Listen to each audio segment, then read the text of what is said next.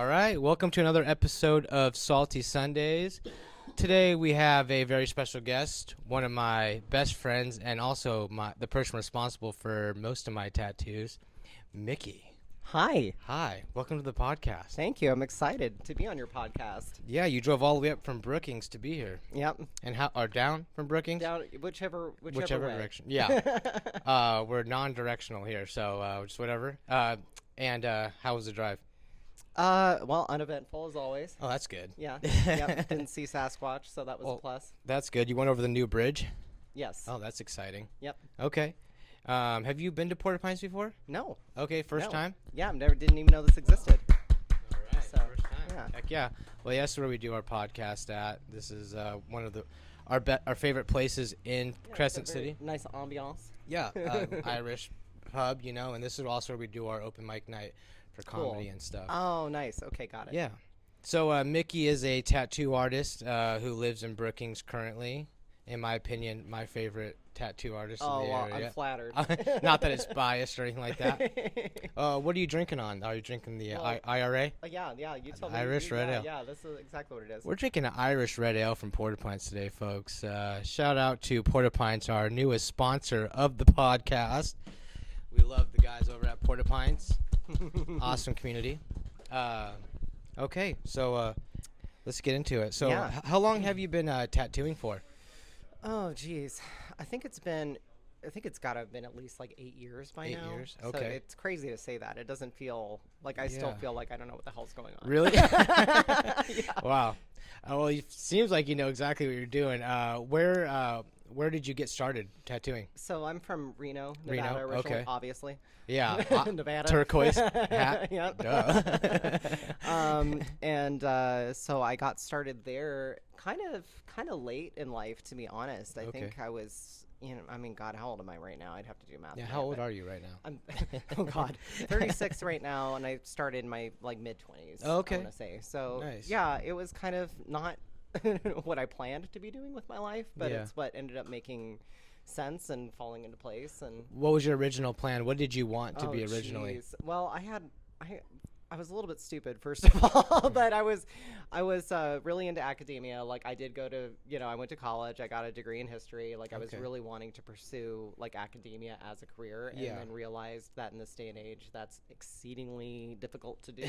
Okay. It's not an easy path. And when I was Doesn't looking pay too much either. no, unfortunately. no. I mean, it's definitely kind of a passion project.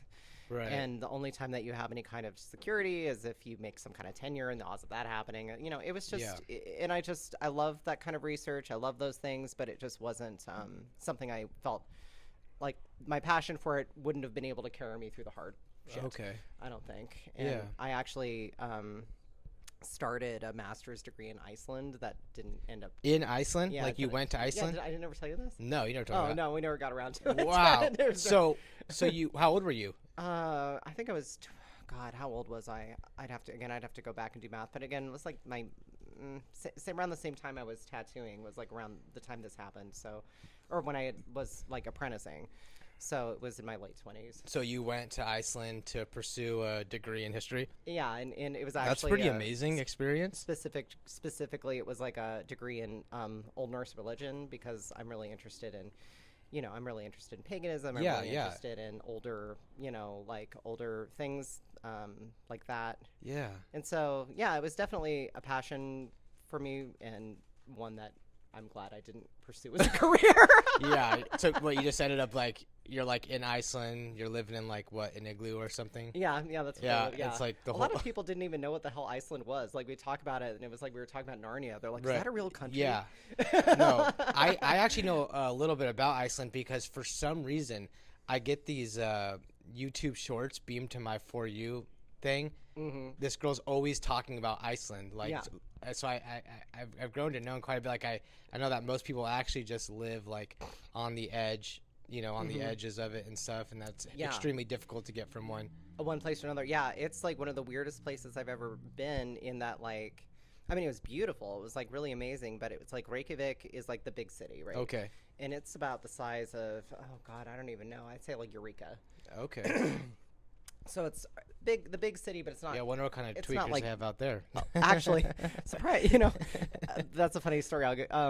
So we were with an Icelander, like a friend that we had down there, and because my wife was with me at the time. Okay. She came down with me, and and then everything that possibly could have gone wrong did go wrong, and so we didn't stay. But anyway, the point is that we were down by the bus station, and there's like little crocheted things. There's like maybe one or two kind of shady looking people, maybe. Okay. And she's like, "Oh, this is the ghetto." And I'm looking around, I'm like, "What?" Like there's crochet like on everything. That like, lady's crocheting on the corner. Yeah. She's crocheting like gang signs. Yeah. It wasn't even like that. It was like this is the ghetto, It was like Iceland is like a very safe country. Like it's nothing like it was crazy. We'd watch the Icelandic news, and it'd be showing stuff and bombs going off in like different countries, and America's like a fucking wreck at the time. Yeah, Obama was in office, and everybody was losing their minds. And anyway, so then it would switch to like meanwhile in Iceland, and it's like we're talking to specialists today, and they're concerned that the crosswalks may not be safe enough. Yeah, they're like, we're concerned there's not enough crime here. we need some more criminals. Please get some more criminals here. Yeah, they're like, the crosswalks aren't safe enough. We need to paint them brighter. And then it would be switch to music, switch to flowers, and then that's the end of the news. That's beautiful. Yeah. So, sorry, got derailed there. I like it. So you're from Reno, you're living in Reno, and I'm assuming, like, meanwhile, like, even though you didn't plan on being a tattoo artist, you had always been into art? Oh yeah, I was always into art, and I always liked tattoos too. I think when I was younger, like a lot of people had this impression, like I had this weird conception that everybody just freehanded everything. Oh, okay. Before like, wow, I knew anything about tattooing. Yeah, that's not the way it is at all. Yeah. And so I was like, oh, like I don't know if I can actually do this because I don't know if I'm good enough, But then I like I said, I didn't know anything, and sorry, I'm gonna turn my phone off. I just realized I didn't do that. No worries. And when I actually started learning something about tattoos, I was like, well, I don't know. I guess I'm attracted to it for a couple of reasons, but I like the antiquity of tattooing. I like that it's like, one of the oldest art forms on the planet. Even if people aren't approaching it this way, I still view it as like a very spiritual thing, and I'm always kind of attracted to that side of life, A lot of different like a lot of different like ancient like peoples and stuff like would mark their body, right? And like that's always been a thing. I mean, the term tribal tattoo comes from like comes from somewhere, I'm assuming, right? Like a place like there's like legitimate actual tribes right, that have but their own but yeah, tattoos. not what it is today when like it's like that's the every 24-hour white fitness, guy in the early 2000s tribe. So you were always into art, and then so what was like the moment when you were like you're like, I'm gonna pick up a machine and do this? What inspired that? Well, I think I was kind of again kind of flailing, trying to figure out what I wanted to do. This was pre-Iceland, and I went about it in a really shady, I don't want to say shady. But a weird way where I answered a Craigslist in Reno for a tattoo apprentice, and I was like, oh, I wonder if this will be cool. Like looking for a young female looking for a young something. And I went to this shop, and it was the most ghetto shop I've ever been in. It was called Stain Tattoo. I don't like that name. No, it was bad. Stain. It's a stain on your body. Stain Tattoo. It's been a while. And it was on East 4th Street, which is one of the most ghetto places in Reno. It was across the street from Fantasy Girls, which was of course, like, strip club, but not a high-end one. Like, you'd see those girls going in early in the morning and be like, whoa, this lady's look rough. Not much of a fantasy, more of a nightmare. The lighting needs to hide the cesarean scars. It's like that kind of place. And I'm like 98% sure it was drug front at this. There's a lot of weird shit going on in there, but it got me started, and I actually. So you met up with this guy off of Craigslist advertisement, and then what was he like? Is he surprisingly normal? No. The guy who owned it was named Jimmy, and he was this kind of like small Irish dude, and then there was like a bunch of dudes in there just that were nice, they were just kind of rough around the edges. Classic tattooing kind of people. Yeah, and I mean, it was like there was one person there who was really good, and this is actually in a roundabout way the person who ended up like finally like teaching me to tattoo. Oh, okay. So his name is Chris. And he was tattooing there at the time because like the recession was really bad, and I think it was just where he had found work. Mm-hmm. But he was and still is like a fabulous tattoo artist, and so that kind of gave me hope. But I was like, okay, I'm gonna stick it out, you know. And he gave me really good advice at the time, which was like, you know, even if this place is rough, even if it's scary, because I almost left that night that I got there. I was like, what the It was fuck? that bad? Wow. It was like wild. You know, What was the craziest thing you saw like that stuck out? Does anything stick out? Oh, well, I mean, it was just like they were always sweeping. Like, we were finding pills everywhere. Oh, they were always sweeping up pounds of weed, which is fine. You know, that's different now. But I mean, it was just like there was always like serranos hanging out there. Oh, and, really? Like, it was like sort of like gangbanger kind of yeah, there was like thing. there was like blood that would come in with his pit bull. Like, it was like that kind of place, you know. Like, I was so fucking sheltered as a kid. I was like, I was completely out of my element. Yeah, well, that's amazing. Which kind of saved me in a way because I was so stupid. Everybody was like, "Who the fuck is this?" Yeah. You're like learning how to do like gang symbols. Like you can. You're like, it was like way over my head. I was just like, whatever. I'm just here. Like, these guys love the number 13. Yeah, I was this like, is what amazing. is that? I guess that's a tattoo thing. Huh? Anyway, so it was pretty ghetto. And then Chris ended up leaving because he got a different job somewhere else. And some of the guys there took me aside and they were like, hey, that was the only dude who had anything to teach you here, because not everybody who tattooed there was very good. Shocking, you know, like surprise. And they were like, so we think you should just, you know, you should follow him, maybe, or just move on. Oh, okay. And I was like, okay. Yeah. So I left there, and I answered another Craigslist for an apprentice. Yeah, like it worked the first time. Yeah, well, yeah, it worked really good. But this time it wasn't crazy. It was at this other shop called Sinister Inc.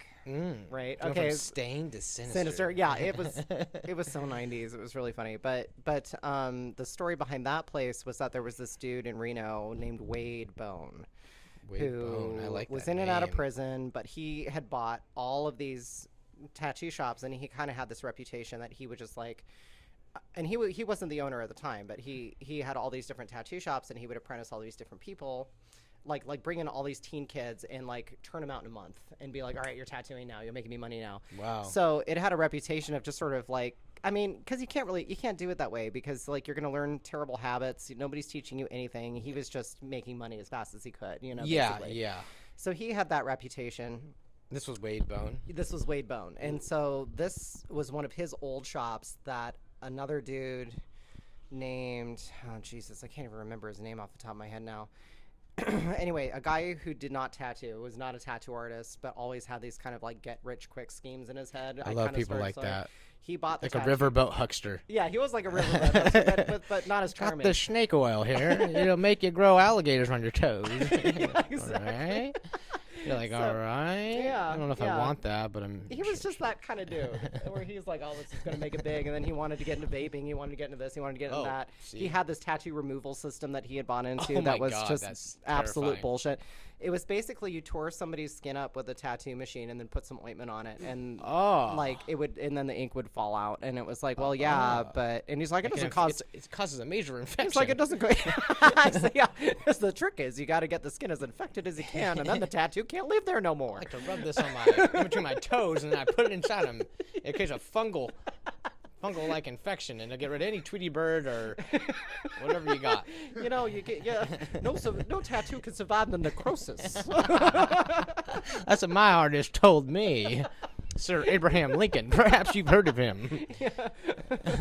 Yeah, just take a sip of this whiskey, and we'll get this all done for you. Anyway, so where was I? Oh yeah. So he bought this place, and so he wasn't tattooing, but he was the owner. And Okay. but the person who was working there is still, you know, we haven't talked in a minute, but we're still friends. His name was Parker. He's a really, really good tattoo artist. He's still in Reno. And he, you know, was like kind of took me under his wing, and, you know, I ended up being there. Nice. And honestly, like, this is like, I hit one of these weird crossroad moments, because like I'm starting to do this, and I didn't know shit about dick when it came to tattooing. I love that saying. I didn't know shit about dick.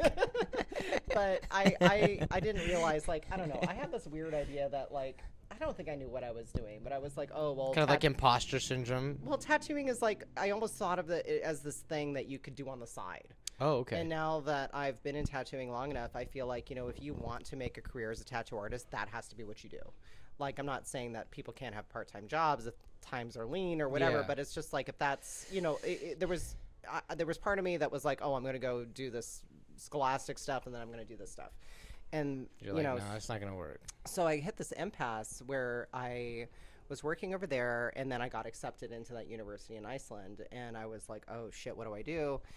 And so I decided to go to Iceland, and I was like, because basically the way that program worked was I was going to spend 1 year in Iceland, and then you could do the second year remotely. Okay. If you were a foreigner.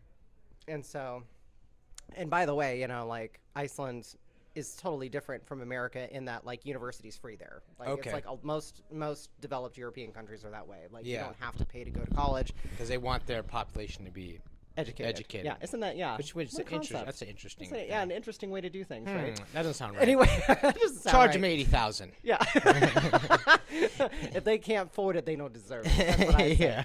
Anyway, so I decided to go to Iceland. I went there. Everything that possibly could have did go wrong. Yeah. Long story short, the visa, everything got all fucked up, and I was just going to be a nightmare to try to stay. And I just I was still really divided. I didn't know what I wanted to do, and I just kind of realized, I'm too much of a weirdo for academia in a lot of ways. Okay. Like, there's weirdos in academia, don't get me wrong, but it's like, how do I explain this? Like, before I got into that aspect of things, I was already into, like, paganism and witchcraft and all this stuff Yeah. that I've been doing, and that was kind of a lot of my motivation for wanting to do that kind of stuff.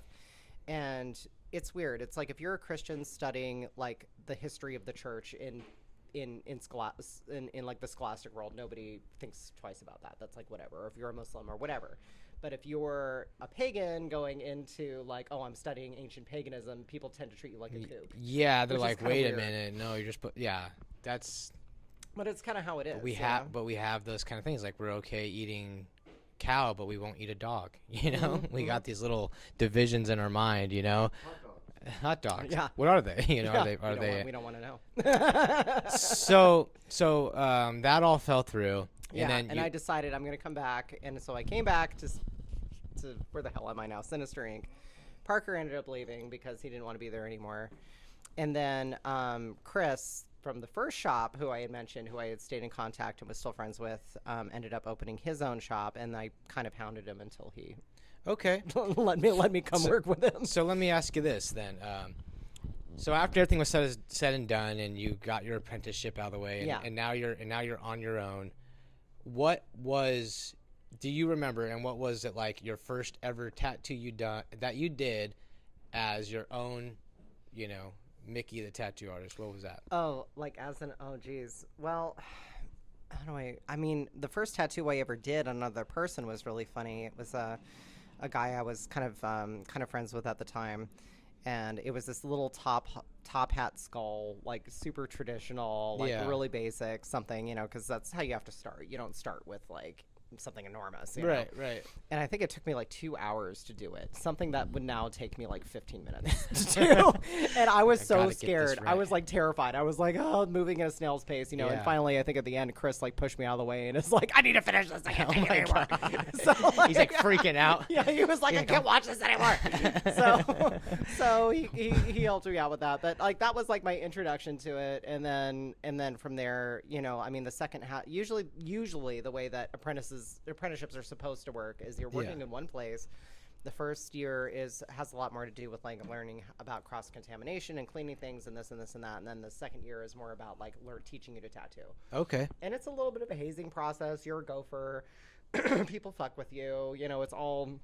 That's like the traditional tattoo Yeah. thing. Like you kind of, Yeah. and that's why like a lot of dudes talk about, like old school dudes talk about, you kind of have, this is something you earn. This isn't something people give you. And so nowadays, God, it's so much it's different. so different. Yeah. I mean, I don't know what field has, like, I know a lot of fields have changed, obviously, but I mean, tattooing, right? Mm-hmm. Like, my dad has tattoos all over his body, and this was from back in the 70s and 80s when he was like a freak, you Yeah. know, or like a gangster for when you have all those tattoos. Yeah. Right? So the amount that it's changed, like, is absolutely insane. Oh, I yeah. mean, just like the culture itself, like you said, it used Oh, to be yeah. like this really rough and tough.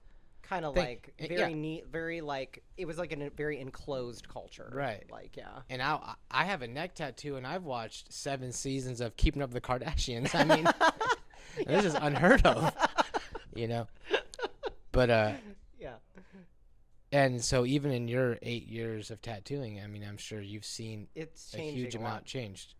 I think it's like, I think the biggest thing, is like because of all the tattoo shows and because of all this stuff, it's sort of like become such a mainstream thing that, a lot of people will be like, oh, like my 16-year-old daughter is great at drawing horses. We should get her a tattoo machine. And so they buy something on Amazon, and the next thing you know, it like people teach themselves, or like Oregon, the laws are very, very different. They want you to go to tattoo school, which there's amazing artists in Oregon, so I'm not crapping on that, but the system is strange to me coming from outside of it, where it was like a very insular, like, pay your dues, we're gonna basically like haze you into this community, pass on the sacred knowledge. Yeah, way to like, oh, pay this money and we'll teach you sort of how to tattoo, and then you crank out whoever could pay. So it's again, like all the art kids. Yeah, it's like crank out exactly. It's a lot like that. Crank out all the art kids, all the art school kids who want to do this.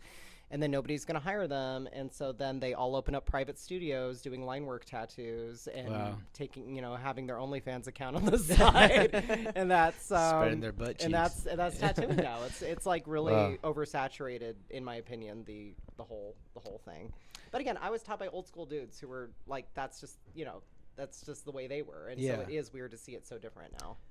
So how are you liking that IRA, that beer? You liking that one? A whole bunch. All right. Cheers to that. Heck yeah.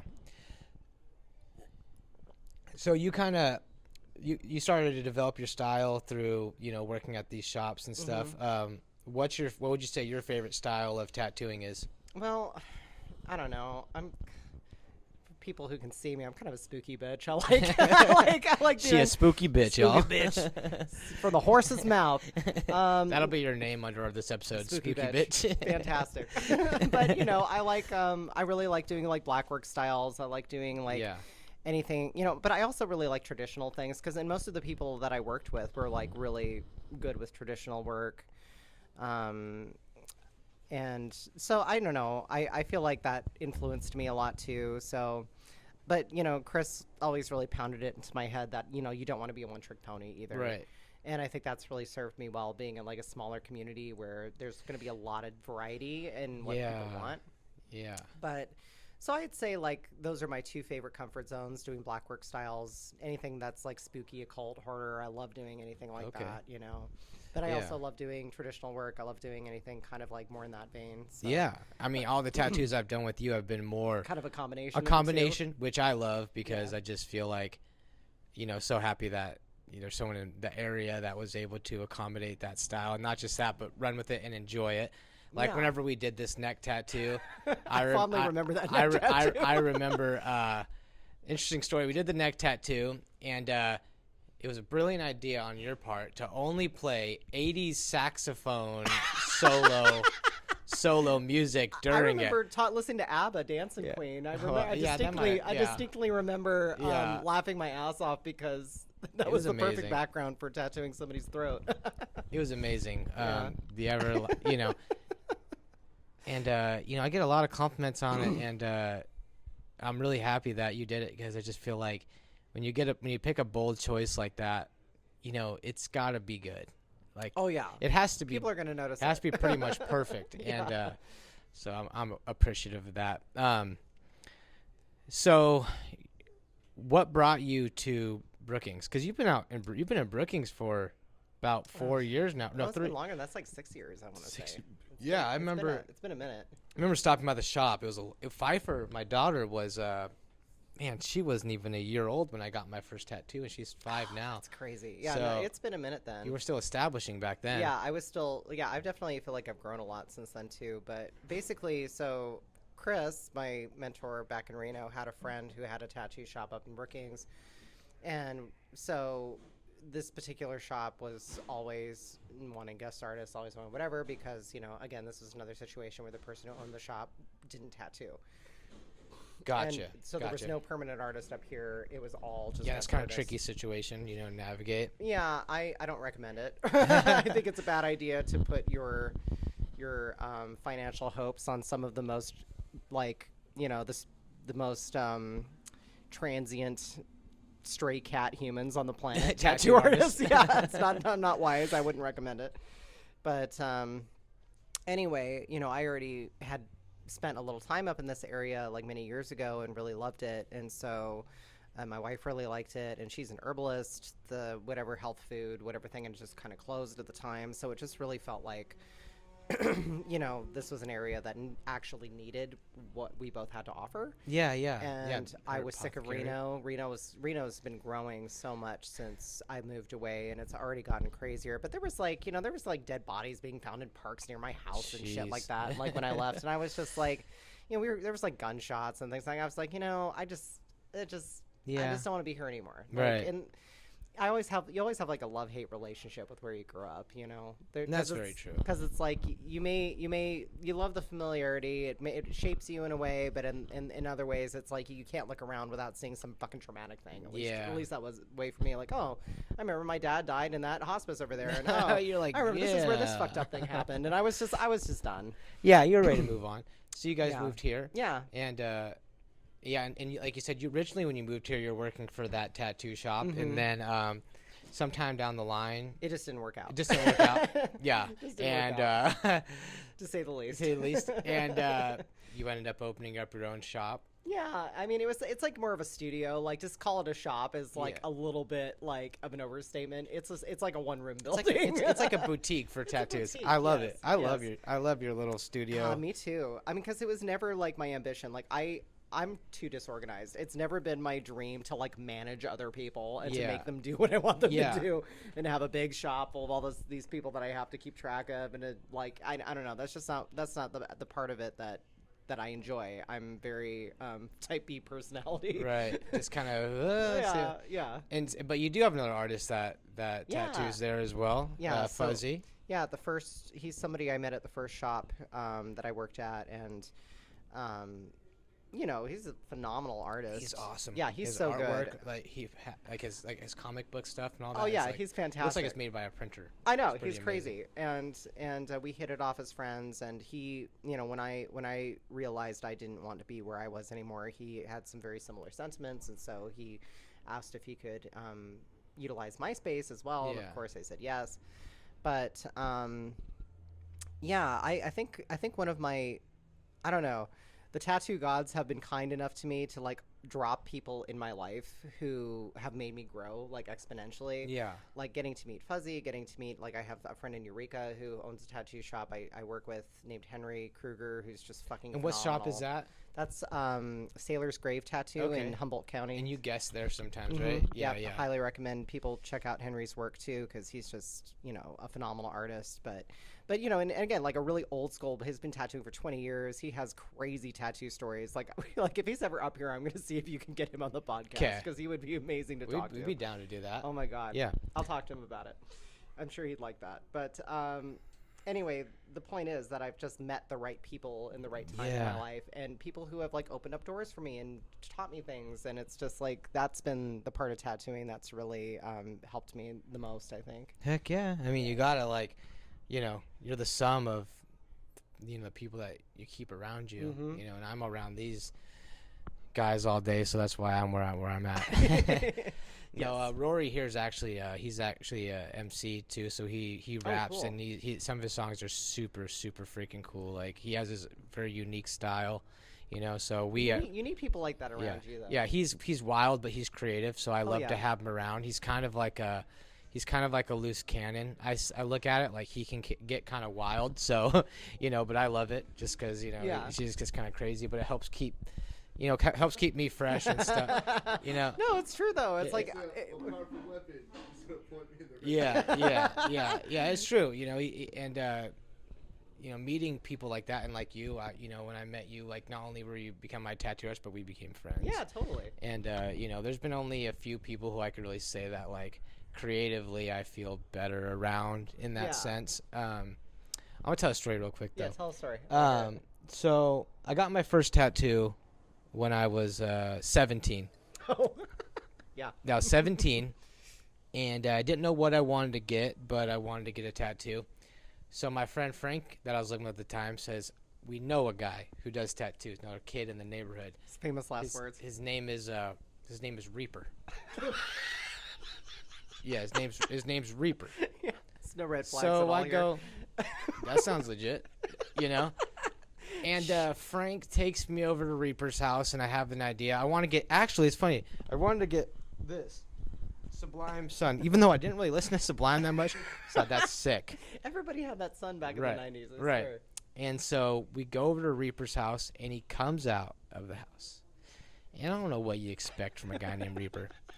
This guy is in a full geisha outfit with the makeup, and he kind of just came out like as if he had like a, like it was like, and I was like, okay, but like, I'm 17 and I'm kind of like, I guess, This is like how it is. This is how ignorant you to get the in world. I'm industry. like, this is a tattoo artist. Yeah. They're kooky. And I asked for this Sublime Sun, and he goes, oh yeah. And he's firing up his tattoo machine. He's getting it all ready, and he goes, he's like, you don't really know how to draw. You don't know how to draw at all to do tattoos. And I'm just thinking, oh my goodness. I'm like, that's not what you want to hear. And he's like, I don't know how to draw at all. So just to kind of finish up, just to kind of follow up that with like a 1-2 punch, like, all right, that's what I was afraid of when you said that. And so I didn't interpret that wrong. Okay. So he fixes me up a tattoo, a Sublime Sun, but really what it ends up being is a circle. He did the circle pretty good, actually. A circle with just the worst two, second grade flames around it you've ever seen before. Oh. Yeah. And that was Yeah. it. And that was the whole tattoo. And that took him about an hour and a half to do that. Oh, Jesus. And there, no face, no nothing. An hour and a half. And there's just a kid. There's another kid sitting in there, like, just trying to, like, be like, because like he was like Reaper's friend, and he's just trying to, be like, oh, like, that's amazing. Yeah. It's Reaper's fluffer. That was his fluffer. Yeah. Even the fluffer was having a hard time with it. He's like, so now I'm 17, and I got this sun on my arm, and it's really embarrassing. I'm already afraid to take my shirt off in public. And so now I'm 19, and I still have it. And I haven't got another tattoo since, or 18 maybe. And I'm dating this girl. And she was kind of a promiscuous girl, and I hated her guts, but I lived with her. I really did hate this girl, and I lived with her. And It's off to a good I'm start. on hard drugs, right? Yeah. I'm on hard drugs at the time. Yeah. And so I'm thinking, I gotta break up with this chick, Mm-hmm. but it's too close to her birthday, So Yeah. You got to plan these things. Yeah, you can't just break up with someone on their birthday. No. So on her birthday, we go over to her friend Dylan's house, and we go and celebrate her birthday, right? And we're all using hard drugs, having a good time. And I think the idea hit me. You know what I'm gonna do? This guy had a tattoo machine. Tattoo this broad's initials in the middle of this sun on my arm. because if you're gonna break up with somebody, you need to get their initials Yeah. first. Well, I'm like, this would be an awesome gift for her. Oh you my know? God. And so I Ugh. had this guy bust out his tattoo machine, and he initialed this girl's. He tattooed this girl's initials in my crappy sun tattoo. Which was kind of like a metaphor for the whole thing. Yeah, it kind of just put a ribbon on it. Yeah. And so the story is getting to an end soon. So now I got that, and I broke up with her the next week. And before the tattoo even healed, I was like, "Here we are." What have I done? Yeah, what have I done? Yeah. And a couple of years later is when I really started to get tattoos. So I was about 20, 21 maybe. I decided to get it covered up, right? So I go to this guy. His name is Kenny. Black and blue tattoo back in Phoenix. And this guy goes, I know an excellent way to cover up your sun God. with the initials. We're going to put a big raven right there. A huge raven. Beautiful design, by the way. Which is actually, if I had heard that, yes, that's a great idea for a cover-up. Now, he decides, that's a good idea. Then he goes, you know what? We should do it in light blue. Okay, then And I go, we lost well, him. I'm 20. I'm like, trying to utilize my critical thinking abilities. I go, well, if we do it in light blue, won't you be able to see through it? He goes, nah, that's not how it works. How it works? And the tattoo has red. The flames are red. He The gaslit the fuck out of you just then. Yeah, this guy like had too much blue ink and he was trying to get rid of it before it expired or something like that, you know? And I go, all right. And so I pay him like $600 for this tattoo. And Jesus. and it takes 2 sessions and it's absolutely excruciating pain. And we get done and I look at the tattoo. Yeah.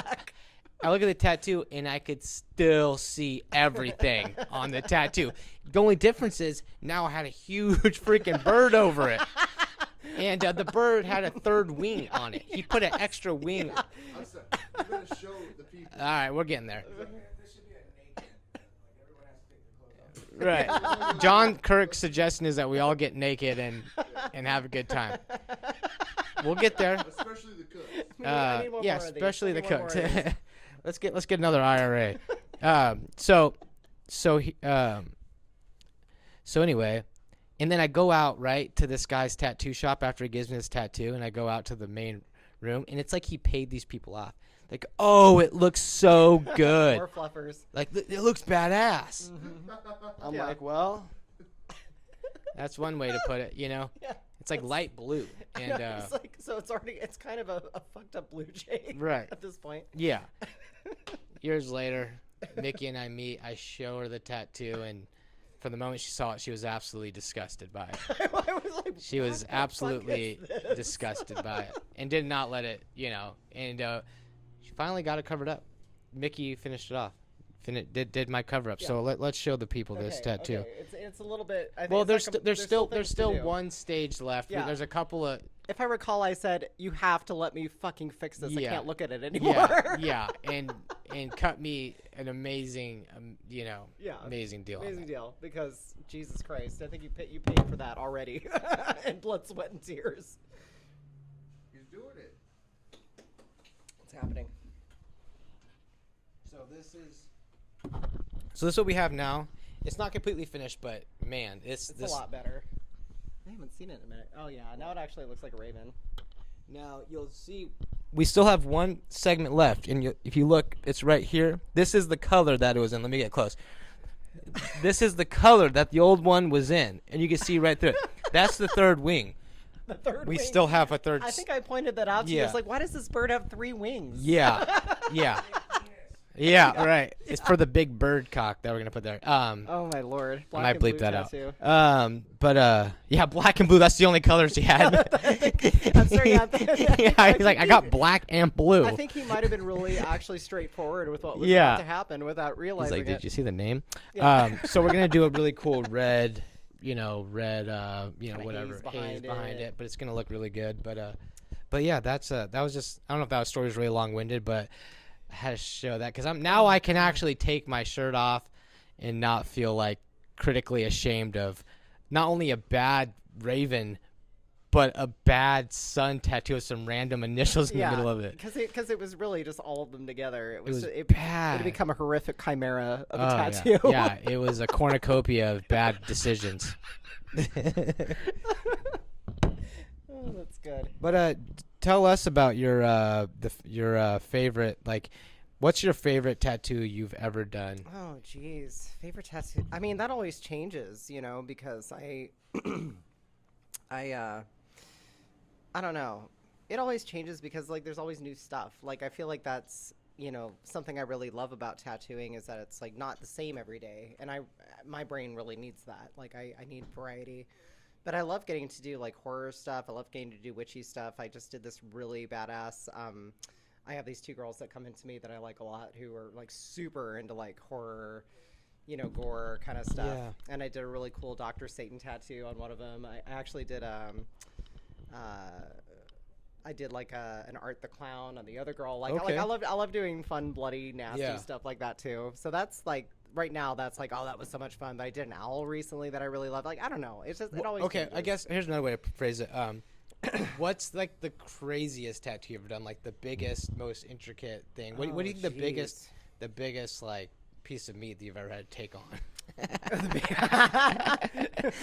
Again, this Sorry, guys. I didn't mean to put it that way. That's really funny.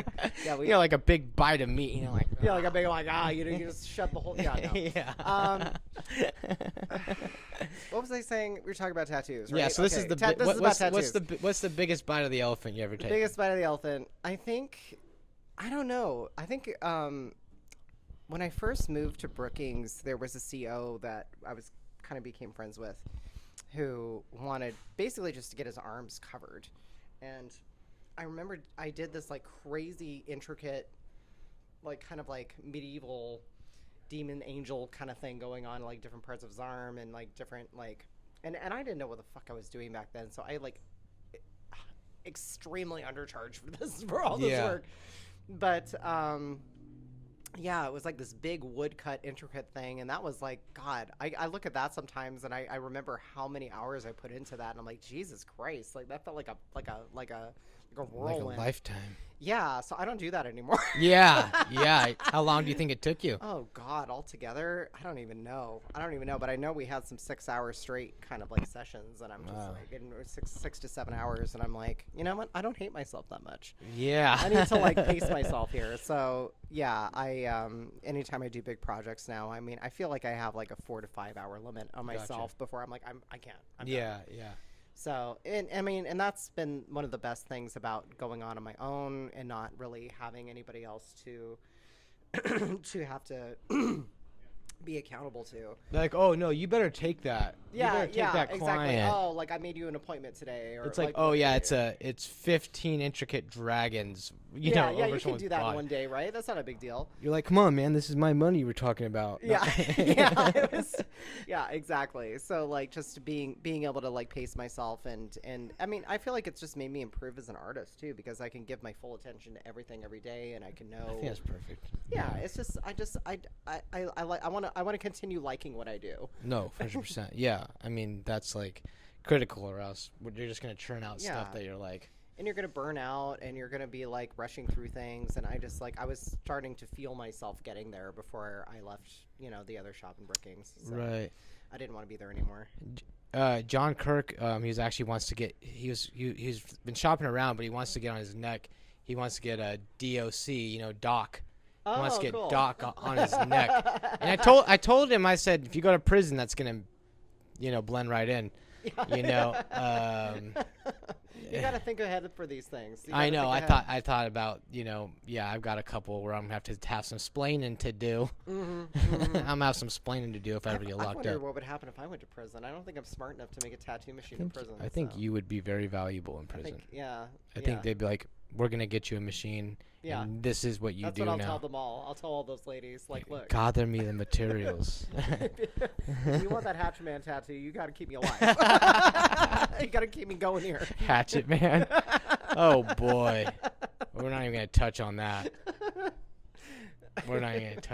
But wow. So what's the craziest experience that you can recount, like kind of in your tattooing journey, like whether it be like a crazy customer or a crazy thing you saw? What do you think is one of the craziest things that you've heard of or witnessed? Heard of or witnessed? Or experienced? Oh, jeez. Okay, so this is not something that I personally witnessed, but this is a story that I like a lot that Chris told me. He had a shop. I think this is where this happened, but he had a shop in Reno that's no longer there called Apple Core for a while. I think he was working there, but you know, whatever. He was working in a shop, and he was sitting down with another artist who worked there, and they were like sitting on a couch or something, I think, and this guy wandered in from off the street, right? And he kind of sat down between them, and he kind of put his arms around both of them like this. And so Chris was like, oh, this is so-and-so's friend. Must be so-and-so's friend, you know?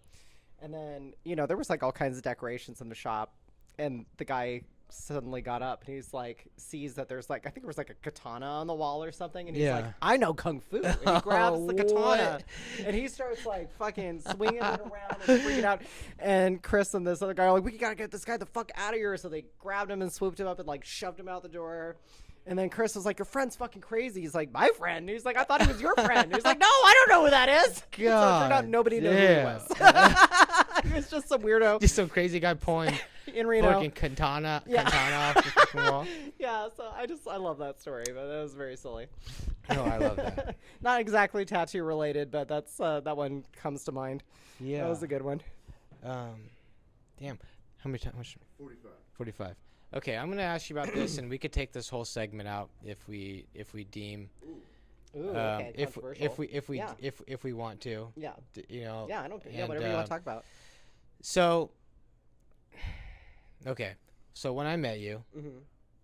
the Mickey that we know today, Yeah. you were. Identifying as a he. He, yeah, you were. Uh-huh. When I met you, you were identified as know a guy and stuff like that. Yeah. And was very private about that. yeah, when I met you, I didn't even have any idea. Yeah. You know, it wasn't until I kind of heard rumor around town that someone told me, and I was like, wow, like I was, honestly kind of shocked by it. Yeah. And then I don't know about how long ago now. 3 years. 3 years now. Yeah. You kind of, transitioned back into, I tell people I went back to my factory setting. Your factory setting. I was just kind of curious, and if you want to talk about it, kind of talk about that journey a little bit, and what that was like. Well, I mean, oh God, it's even hard to talk about in a way because I mean, people have a lot of assumptions now based off of like what that culture is like now. Yeah. But basically, when I started identifying as transgender, and when I was when I was like 16, 17, which has become exceedingly more common for young women that age to be doing now. Yeah. Than it was back then. And this was like 2006. Oh yeah, way different. Like a long time ago. Way different now. So, it's hard for me to talk about in a way because things have changed. Like as a culture, I'm not even talking about like, oh, the research has gotten better and they're studying this more. Like no, it's just like it's exploded into sort of a subculture, Yeah. And basically, at the time. I don't know. I didn't really have this full understanding back then, but I think back in the day it used to be a lot more normal for more gender nonconforming gay people to fall into the idea of wanting to transition. So I was always, big tomboy growing up, like boys' haircut, boys' clothes. Like my mom and my dad were both really freaked out by that. They were not happy with it, to say the least. And that was like all part of that equation. But it was more like you would see butch lesbians who would transition, and you would see like very effeminate gay men who would transition. And that was kind of like the more typical demographic. But even then, it was still very, very rare. And anyway, and I think it was like the rareness at the time, having a really shitty therapist at the time, all this stuff kind of like didn't really allow me to like fully examine how much like internalized homophobia and the influence of my family and all these things had really influenced me to think that like, oh, there's obviously something very special and wrong with me that I need to fix. Right. Yeah. Yeah. So basically, and there was so much pressure put on me by my family to be feminine and to date men and to do this whole thing that it was sort of like, in order to make them leave me alone, I had to convince them that I had an extremely rare medical or psychiatric condition, which is like fucked up when you think about it. Yeah. So anyway, but I kind of fell into that and, lived that way for quite a long, like almost a decade of my life. Wow, it's like almost 10 years that you were taking the testosterone and it thankfully, I mean, and it affects everybody so drastically differently. I was grateful that like I don't think for whatever reason, whether it's because of my height or whatever, like it didn't affect me the way I see it affecting some other people. But it's a crapshoot, it's a complete crapshoot. Yeah. And anyway, so I basically, I had kind of on and off kind of had moments of clarity where I'm like, do I need to be doing this? Is this really the right thing for me to be doing? I think everybody going down that road has those thoughts, Right. And I eventually just kind of reached this point where I was actually, the first time I took mushrooms, I think I've shared with you before, the first time I took psychedelic mushrooms it was almost like it just sort of like,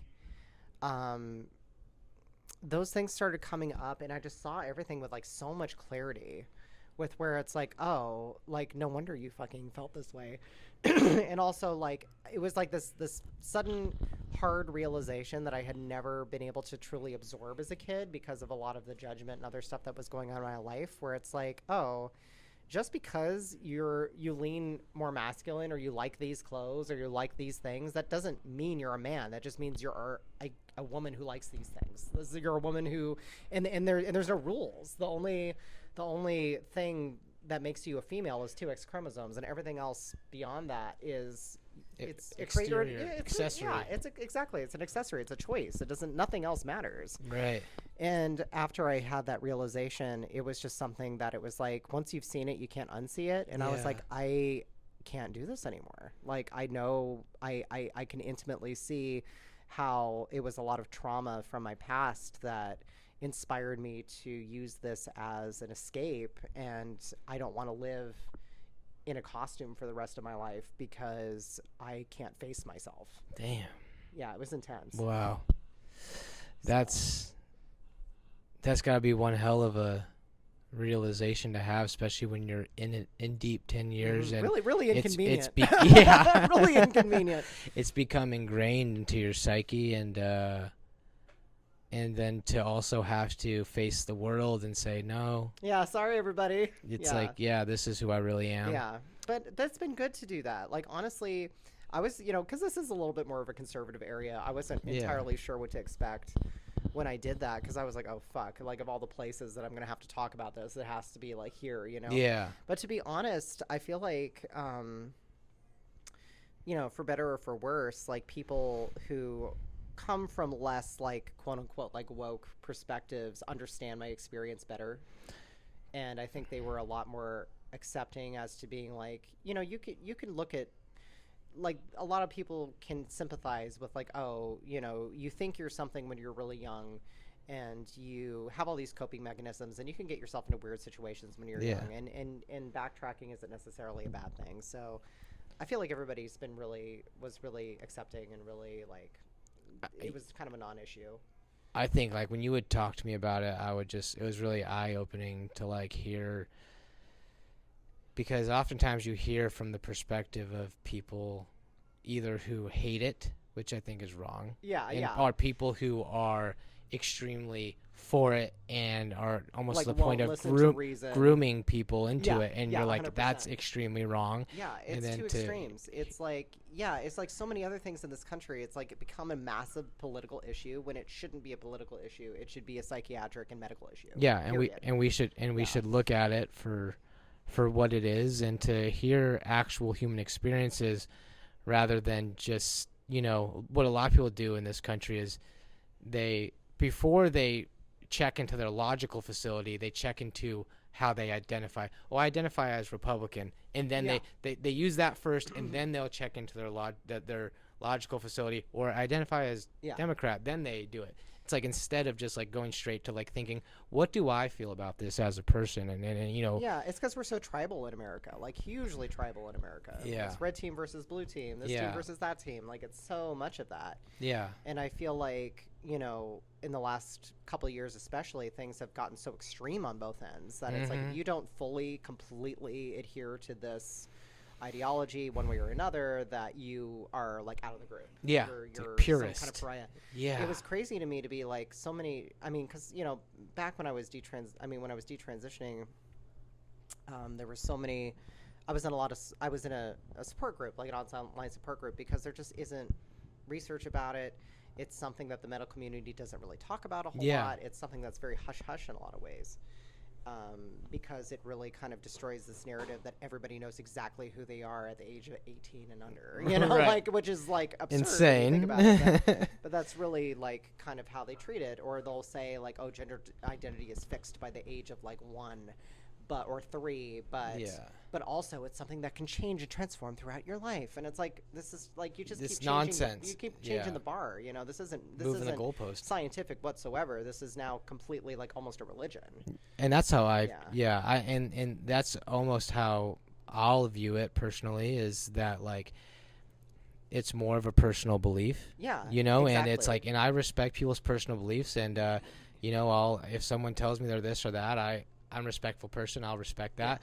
But I don't want to be expected to have to adhere to your belief or else be called a bad person. Right. You know, and I respect people, whatever decisions they make in life. If it's going to make you happy, you know, that's your life to live. So live your life. But, you know, also critically think about what you're doing. And I think that's where, like, a lot of the professionals are dropping the ball, because it's become so much of the, whatever's going to make you happy route, instead of, like, what's going to keep you healthy and sane route. Right. Yeah, especially healthy. I mean, even men who just want to become more muscular and stronger, they'll get on testosterone, and the doctors will be like, yeah, go for it. You know, even if they don't necessarily need it, sometimes doctors just prescribe it and take it, and it's like that's not good. You know, it's like that could seriously damage your body and your heart and your mind, even some your cases. heart especially. Like, I know that, like, for women who have taken testosterone, the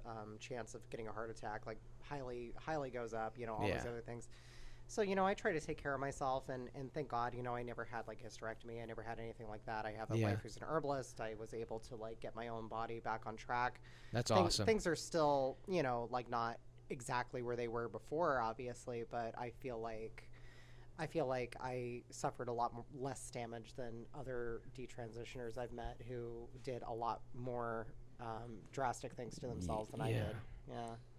Well, we really appreciate you sharing that with us. I know that's probably maybe uncomfortable, and you know, it's sort of like a taboo it's thing taboo to talk about. Yeah, but you know, it's more and more people are going to be talking about it, because, you know, I think that, I know it's controversial to say, but I think that there are a lot of young people who are kind of falling into this because it's a way to completely reinvent yourself, and not necessarily because that's a great way to put it.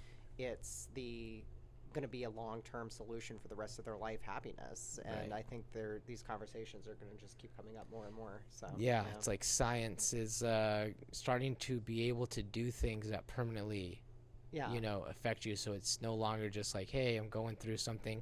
As young people, we all do. We want to reinvent ourselves. We want to want to break free from our parents. Somehow. You know, we want to separate ourselves from the tribe. You know, we want to kind of be our own person. Yeah. But, like, you know, like, it's they almost they used to be getting a piercing, right? and then or whatever, getting a piercing, tattoo. but then, like, you know, stretching your earlobes. You know, then you take that. You know, every generation keep going takes to that it further. like, if you have some sort of, like, in the future, CRISPR, the genetic modifier, can make you grow horns. Yeah, you know, it's like whoa, it's like whoa, okay, at what point do we kind of be like, all right, let's maybe not? Yeah, you know? yeah, like how do we love ourselves as we are? Yep.